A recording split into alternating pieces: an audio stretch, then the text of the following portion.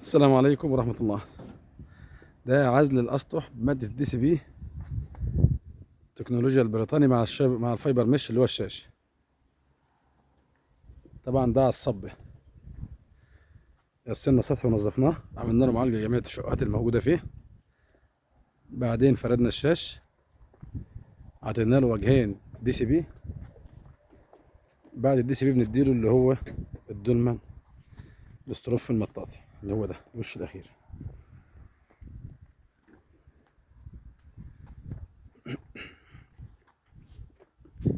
معكم مؤسسة ركن الأرض للعوازل والمقاولات.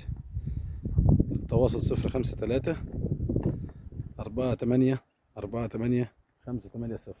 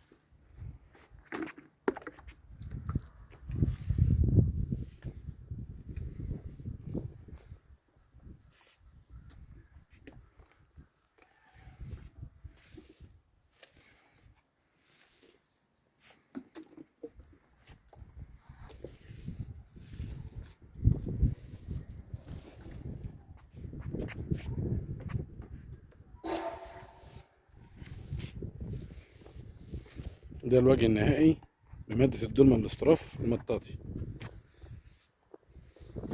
التواصل 053 48 580.